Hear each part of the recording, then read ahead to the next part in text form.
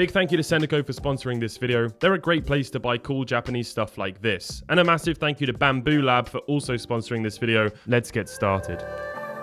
This is the Panasonic Q. Unless you're a retro game enthusiast, you've probably got no idea what this is. Up close, you can see there's holes and little doors, a little LCD screen and handles, buttons referring to audio, cinema, and games. What could this possibly be? Well, let's look closer at the logos. Oh, that's one I recognize. The Nintendo GameCube. But this is a GameCube. I didn't know Nintendo made a different GameCube. And what's the rest of it all about? Well, to answer all of these questions, we must look inside the GameCube.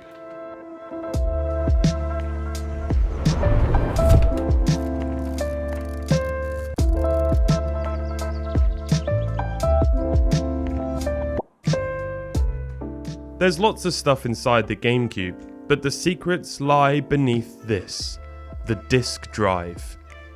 And if we look a little closer, there, Panasonic. It's very common for companies making products to outsource certain parts required from different companies. For example, the original Game Boy has screens made by Sharp.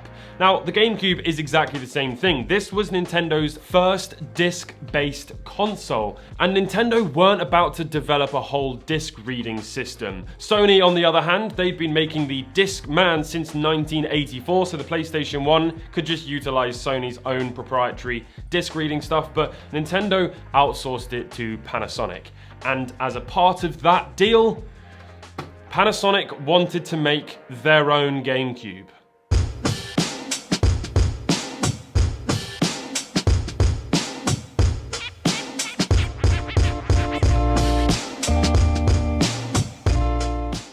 Believe it or not, it isn't actually uncommon, especially for companies in Japan, to do these crazy business collaborations. Just look at this Nintendo Game Boy Pocket, which is a collaboration with Toyota, the company that makes trucks and stuff. It also isn't uncommon for Japan to massively over-engineer things, to the point where this has not aged well. Now, some of the more technologically savvy folks out there might have noticed the gaping hole. Yeah, that's the disc tray. It's not supposed to look like that. It was only a matter of time, and I've genuinely put this off for 3 years. Let's go inside this console and find out what's gone wrong. The Panasonic Q costs $375 at launch, $175 more than Nintendo's GameCube. That might not seem like a huge amount, and especially for all of the extra stuff that this thing offered. But the GameCube was aimed primarily at families and younger gamers. And not many of those parents would have been fussed paying a premium for additional stuff they already had, like a dedicated DVD player. Subsequently, the Panasonic Q was a big flop. Only 100,000 units sold compared to Nintendo's nearly 22 million GameCubes.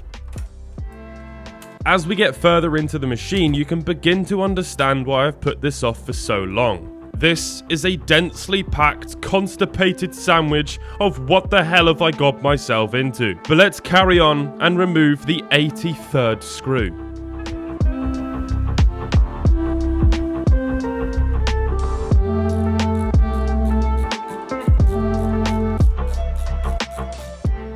Now, as I wrestle the front of the Q off, we can find out what exactly was causing all of the rattling. Shards of plastic everywhere. The disc tray had been obliterated, and these little pieces were all over the place. There's even a screw just sat in the foot. Don't worry though, it gets worse.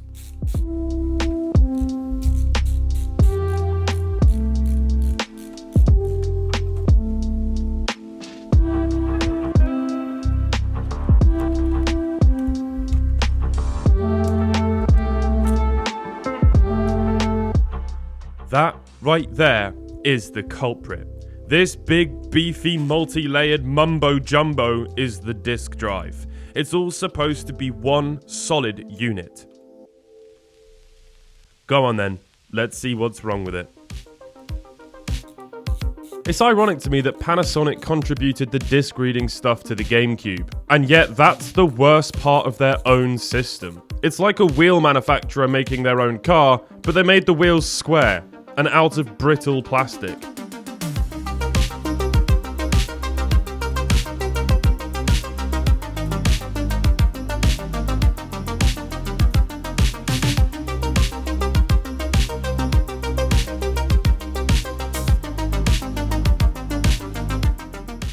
There it is, the disc tray and the rails, falling apart as I remove them. These rails not only support the tray, but are also what holds the whole disc drive together. With them shattered, that's why everything was floating about. I have serious amounts of work cut out for me.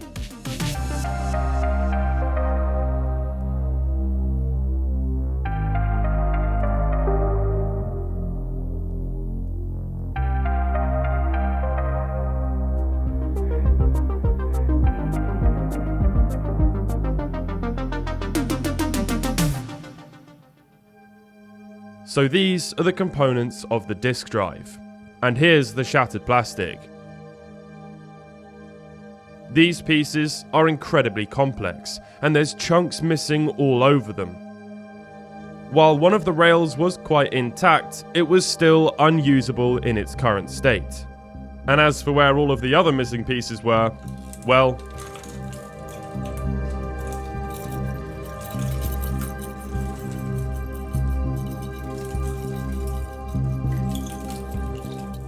my GameCube had become a percussion instrument.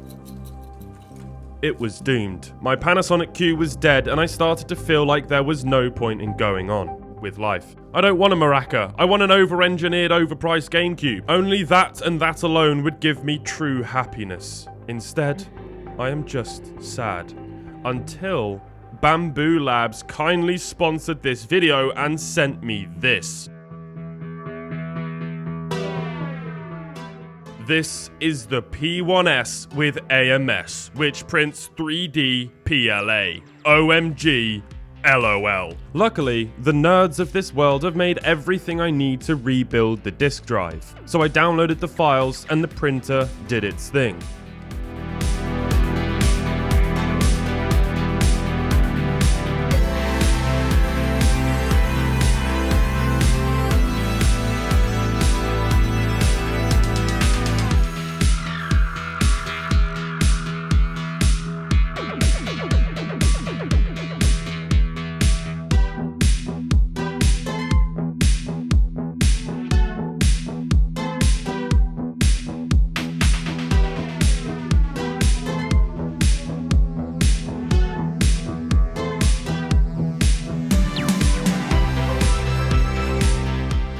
Before long, there was a perfect brand new rail that this printer had brought into the world. I couldn't believe my eyes, so I got to work printing the other.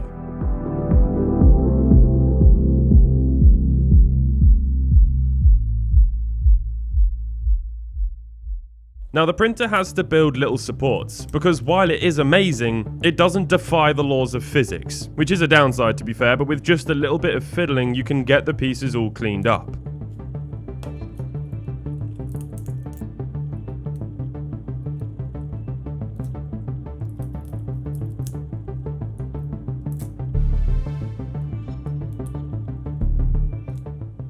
Whilst I was doing all of that to the rails, I was actually able to check on the tray on my phone, as there's a camera inside the printer and a live feed to the app. The app also tells you the important printer information.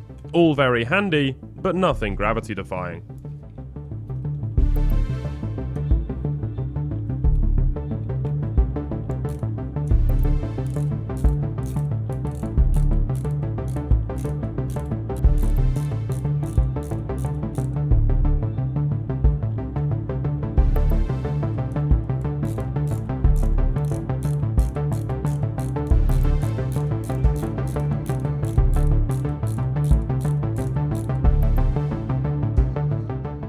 We're also going to need to replace this old belt, which turns the cogs to move the tray in and out.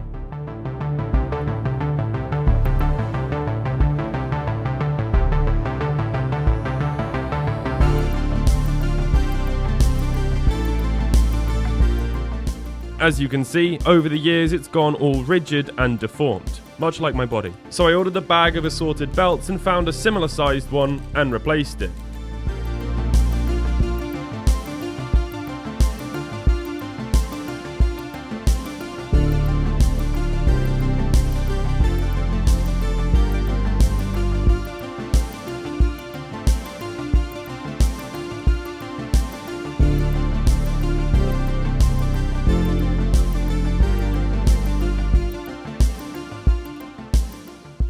And there we go, all spinning.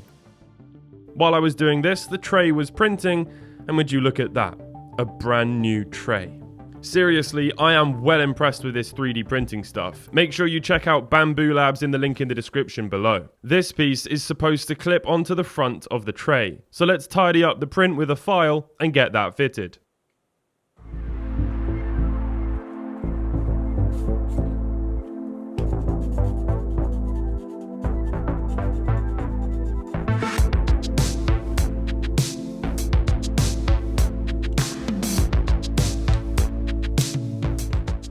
With that on, a small little metal piece needs to be removed from the old rail and fit it onto the new one. This pushes the tray into the cogs, which extend and retract it. With that in, I can slide the tray all the way to the bottom and put everything back together.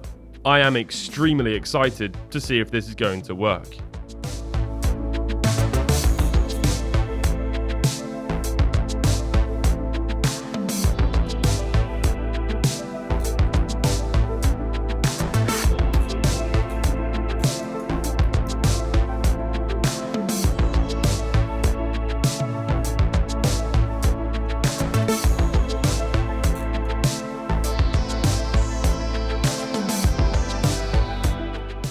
I'm absolutely amazed at the Bamboo Labs P1S, but even more so that there's a community out there that's recreated the exact parts needed for us to just freely download and use. They'll all be linked in the description. A big thank you to those people. Now let's put this back in the queue and test to see if it works.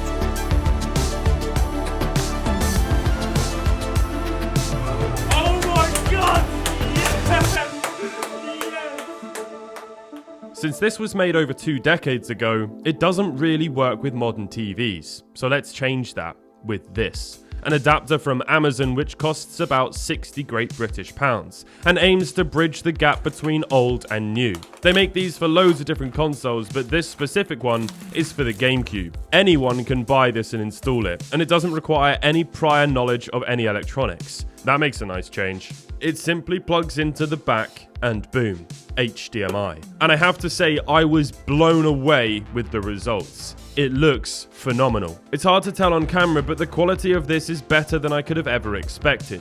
Remember, this is a 20-year-old device playing through HDMI on a modern TV. I'm so pleased with it. Let's check out the Panasonic Q controller and finally play a game on it. The controller is much like the original Nintendo one, except it says Panasonic on it and it's worth 5 times more. Typical.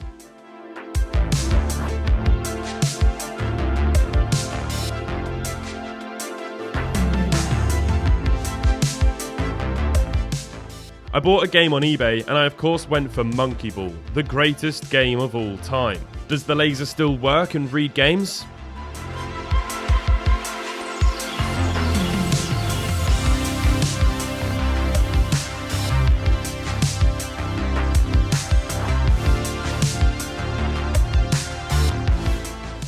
Everything is perfect, except for one thing.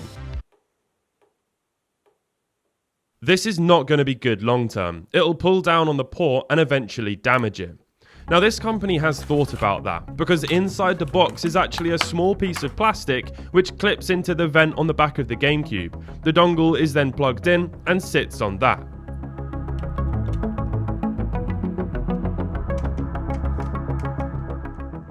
Much better.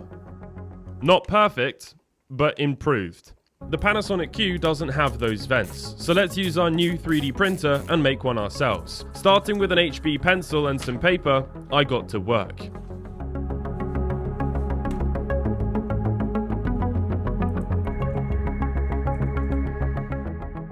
I created a small bracket that would screw into the back and prevent the adapter from wobbling about and pulling on the display port.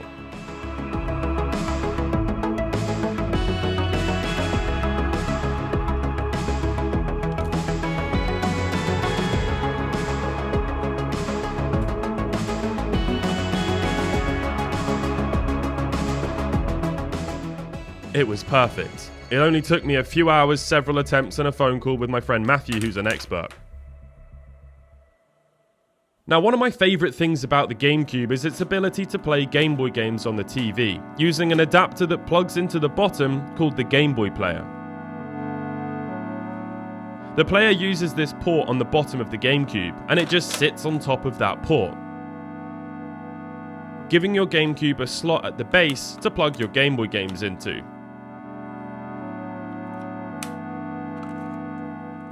Fortunately, the Panasonic Q also has this port, but unfortunately, the Game Boy player doesn't fit.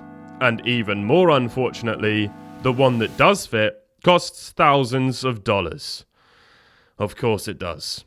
Luckily, one absolute legend has made a printable model which allows us to make our own. So let's do that.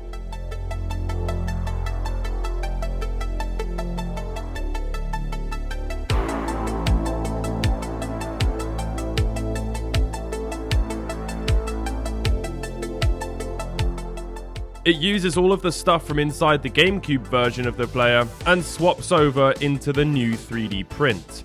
I'll be honest, while this print isn't perfect and requires a bit of extra sanding to get it to fit properly, the fact that someone has made this is absolutely epic.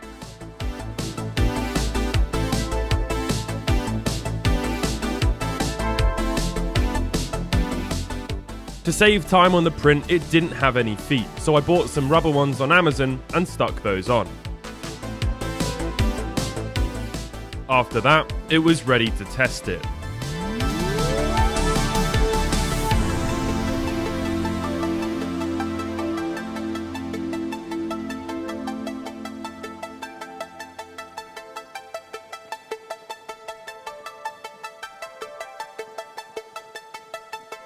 Oh no, a red box is never a good sign. The disc could not be red. I think I know what this could be. Right there, PAL. You see, the GameCubes are region locked and this one is from Japan. We're going to have to take the whole thing apart again and fix that issue by upgrading the system. I'm going to be installing something called the Pico boot.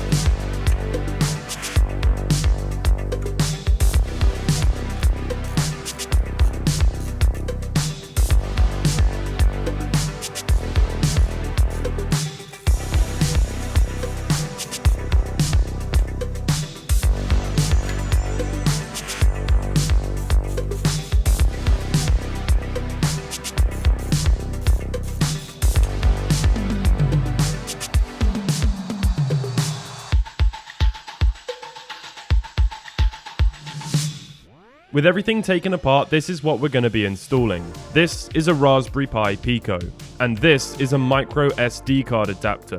Combined, this will allow us to boot to a custom software in addition to the regular GameCube menu, which allows us to play any region of game from the SD card. I've stripped the Q down to the GameCube motherboard inside. This is nearly identical to an original one. I've got to solder a bunch of wires in place. I'll leave links to all of this in the description if you want to do it yourself.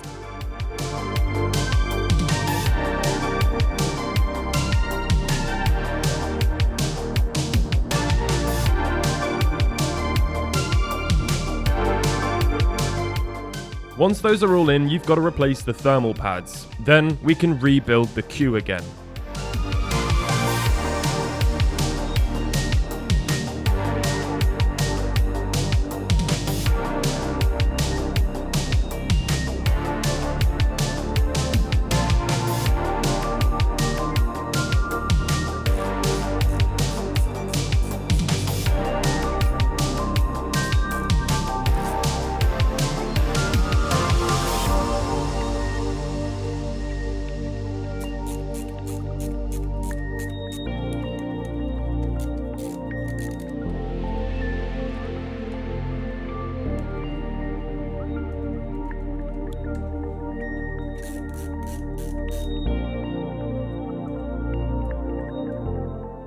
With everything back together, we can now work out where to put the Pico. There's a big gap here where it can sit nicely.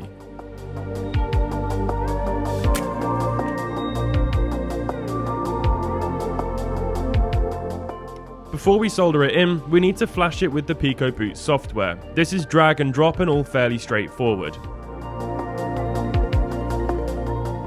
With the software now loaded, it was time to strip all the wires and solder them to the board.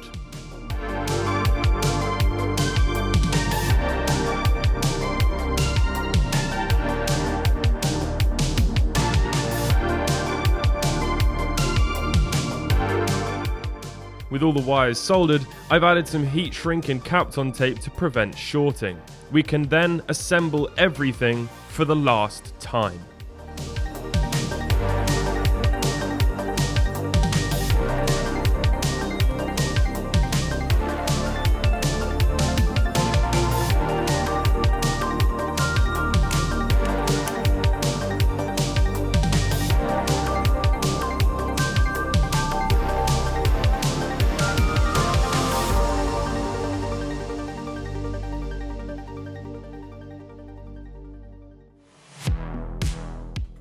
So there we go, a fully modded and fixed up Panasonic Q. It now boots into software called Swiss. From there you can play any region of game, and I've loaded the SD card with the Game Boy Player software. Installing this mod doesn't take away any functionality of the GameCube itself. You can go into the regular menu and play discs from there as per usual.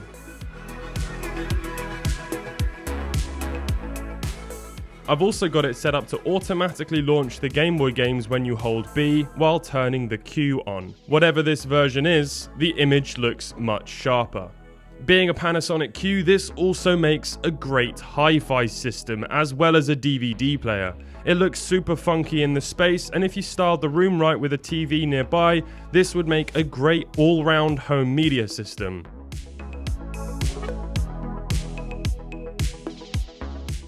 Maybe not the best out there by today's standards, easy to find and put together, or the most cost effective, but one that exists nonetheless. I also had to do one other thing. Unfortunately, using the Pico Boot and the HDMI adapter at the same time didn't work properly. So I had to move the power wire and install a diode so that both now have sufficient power when the unit turns on to function properly together.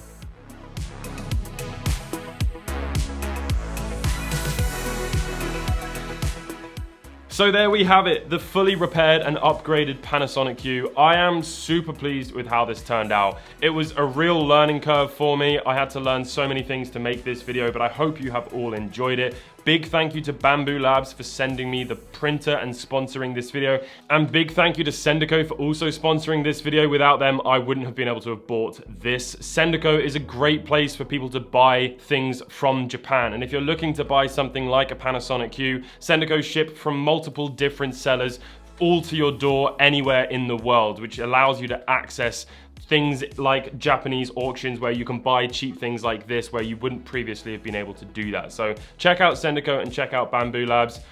I'm super pleased and I'm super proud of myself for getting all the way through. It was a real challenge at times. I know I was a little light on some of the information and details, especially to do with the Swiss software. I'll leave links to videos and tutorials and information in the description as well, so check that out if you want to do it yourself. Thanks very much for watching this video, and I'll catch you all in the next one. Goodbye.